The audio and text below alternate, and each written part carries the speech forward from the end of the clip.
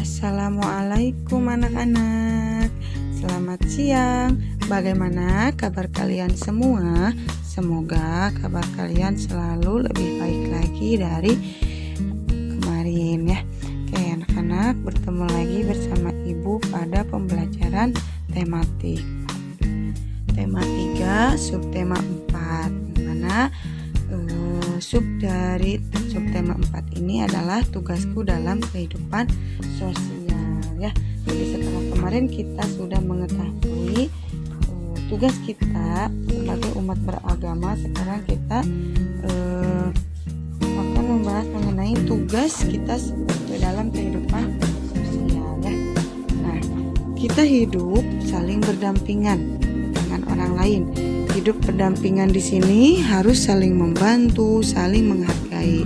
Jangan pernah kita mempermasalahkan perbedaan yang ada, yang mana tugas kita adalah menciptakan lingkungan yang nyaman, tentram, dan aman ya. Menciptakan lingkungan yang nyaman itu mau itu di sekolah, di rumah, atau di lingkungan sekitar kita, dengan cara kita menjalankan tugas kita dengan baik. Mulailah dari hal sederhana, misalnya menunjukkan alamat rumah seseorang. Nah, yang mana kehidupan sosial ini adalah kehidupan yang dilakukan bersama orang lain, begitu ya. Dan kita sebagai manusia itu tidak bisa hidup sendiri. Nah, oleh karena itu simaklah video berikut dengan baik ya. Nah, sekarang coba kalian perhatikan. Mungkin kalian sudah tahu ya.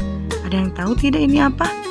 Ya, betul. Ini adalah peta Indonesia, yang mana Indonesia ini terdiri dari beberapa pulau yang berbeda suku dan budaya. Nah, sekarang mari kita mengenal keberagaman suku bangsa di Indonesia ya. Oke.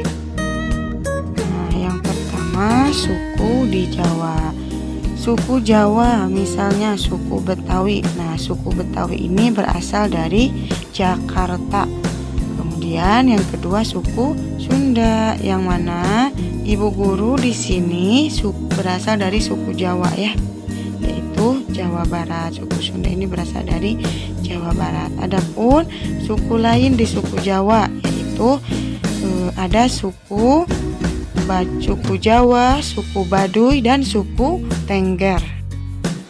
Yang kedua, suku di Sumatera. Ya, suku yang berada di daerah Sumatera itu suku Batak. Kemudian yang kedua, suku Minangkabau. Adapun suku yang lain yang berasal dari Sumatera yaitu suku Gayo dan suku Melayu.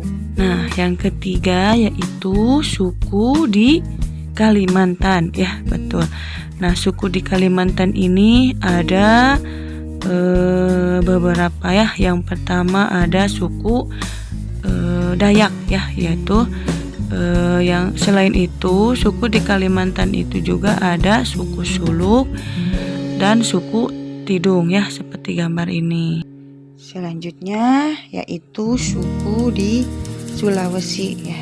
Nah, suku di Sulawesi ini contohnya suku Bugis. Selain suku Bugis ada suku Toli-Toli, suku Minahasa, dan suku Toraja ya.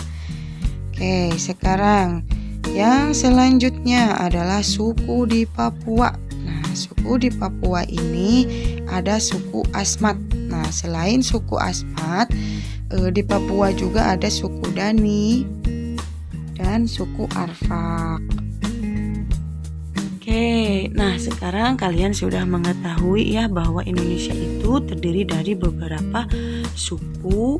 Mungkin di kelas kita juga mungkin ada yang berasal dari suku Sunda, suku Jawa, suku Dayak, dan masih banyak lagi ya.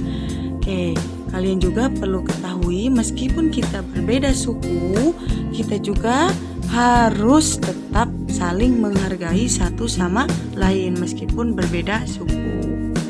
Nah, setelah kalian mengetahui perbedaan suku di Indonesia, sekarang kita akan mengetahui perbedaan usia di lingkungan sekitar ya. Oke. kita mengenal perbedaan usia. Perhatikan tabel berikut. Di sini ada usia, rentang usia, dan ada kategori. Yang mana setiap rentan usia kita itu memiliki kategori tertentu. Oke, misalkan 0 sampai 12 tahun termasuk kategori anak-anak. Kemudian 13 sampai 17 tahun itu termasuk kategori remaja, betul ya. Dan baik dari umur 18 tahun ke atas sampai seterusnya itu masuk kategori dewasa. Nah, misalkan di antara kalian mungkin sekarang berusia 7 atau 8 tahun ya. Nah, kalau misalkan kalian berumur 7 atau 8 tahun berarti kalian masuk kategori apa? Ya, betul, termasuk kategori anak-anak. Sekarang kalau misalkan ibu guru, ibu umurnya 24 tahun berarti termasuk kategori dewasa ya. Jadi kalian sudah paham ya untuk melihat kategori tersebut. Oke, kalau sudah paham sekarang ibu akan memberikan kalian soal ya. Di sini ada foto anak-anak. Nah, anak ini berusia 5 tahun. Coba 5 tahun termasuk kategori apa? Ya, betul, kategori anak-anak. Kenapa? Karena 5 tahun ini berada di antara 0 sampai 12 tahun, sehingga disebut dengan kategori anak-anak. Oke, kemudian yang kedua di sini ada foto laki-laki juga. Nah, laki-laki ini berusia 16 tahun. Coba yang berumur 16 tahun apakah termasuk remaja atau termasuk dewasa?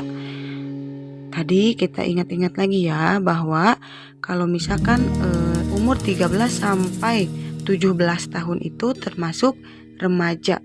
Berarti karena 16 tahun ini berada dalam rentang 13 sampai 17 tahun berarti termasuk remaja ya.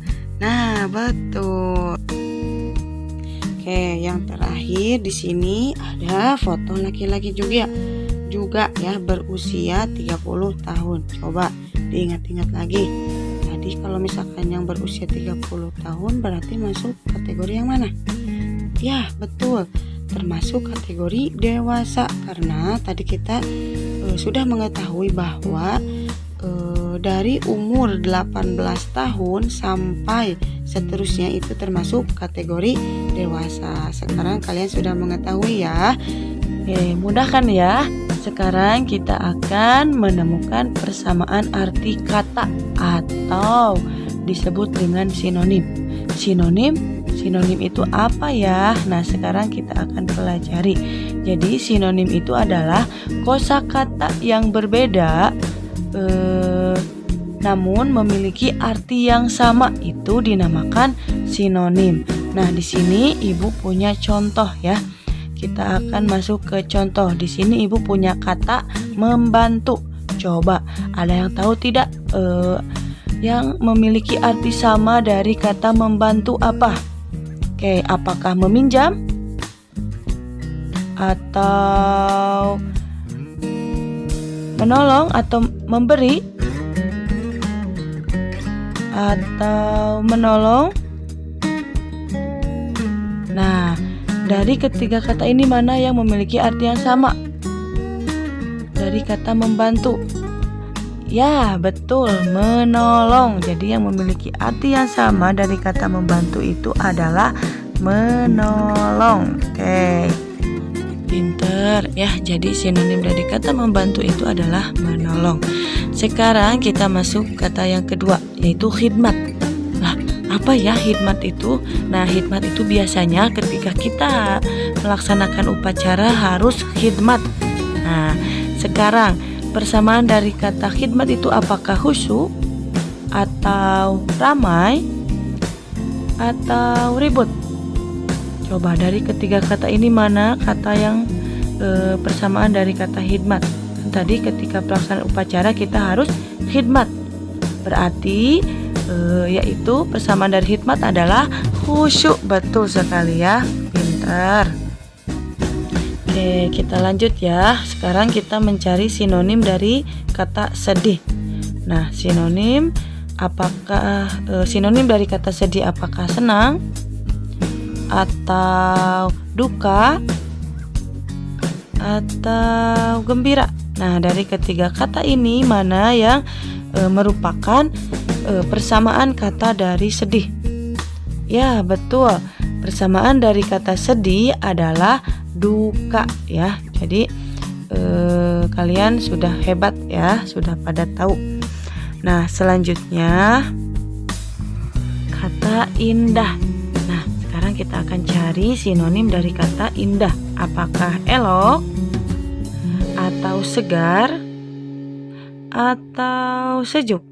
Dari ketiga kata ini mana yang memiliki arti yang sama dengan kata indah? Coba dicari ya. Nah, betul sekali ya bahwa persamaan kata dari indah itu adalah elok.